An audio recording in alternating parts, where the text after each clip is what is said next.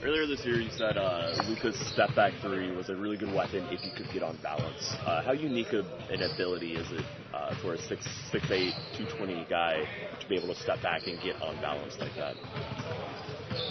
It's a weapon, and one of the things that he has the ability to do is to attack, get low, and step back and gain his balance. And when he does it, it's a very effective weapon. He could shoot that shot every time, but we need him to strike a balance of paint drives, good step, just regular step-in threes off of team movement, whatever. But late clock, he's got a unique ability to get in the hole. Does his athleticism show up in different ways, and maybe in the sense of how he can get under balance and how he can decelerate, ways that we don't usually view athleticism in, but for him, I think it's a kind of a different strain that works really well for him. Well, his great physical assets are size, strength, and deceptive quickness and speed. And he's learned to use those faculties very well. And he's able to do a lot of different things because he has those things. The Lakers have got a lot of fast break points, especially the last time you played them in LA. Right. How do you try to contain them, keep them from leaking out and getting in the open floor? Well, it starts really.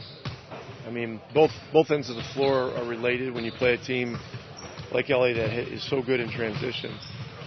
A big part of it is getting great shots and making sure you know who's going to the boards and who's has assignments to get back. If you can get a good shot, you put yourself in a lot better position to be on balance defensively and stop them. They throw it ahead and just put their head down and drive it as well as any team in the league. And the first two games we did struggle, so tonight we're going to have to do better. What have you noticed from Brandon Ingram as he works his way through the NBA? Well, I love the way he's grown over his 2 years. He plays a lot of point guard for them.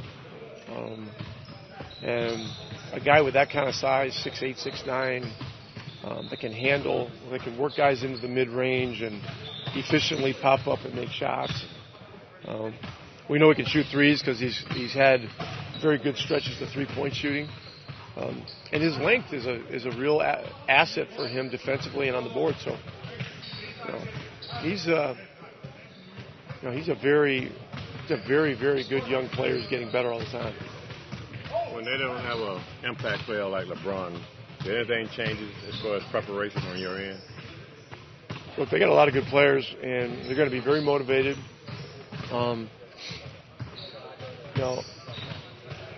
They're a strength in numbers team right now. They've got a lot of guys that can do a lot of different things.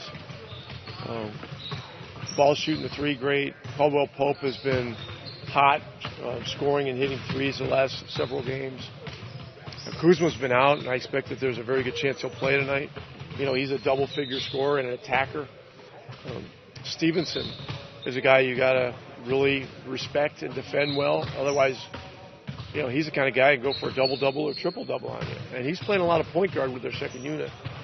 And so, there's a lot of problems. And their bigs are very active. McGee is having a great year. Tyson Chandler gives them a tenacity, and his screening and rolling is a major factor for the second unit. And, Zubac has had really good games. You look at the splits of guys' stats, wins versus losses in recent games. He's a double-figure scorer in their wins. And so, there's a lot of guys to deal with, and we got to do a better job than we did last time we played them.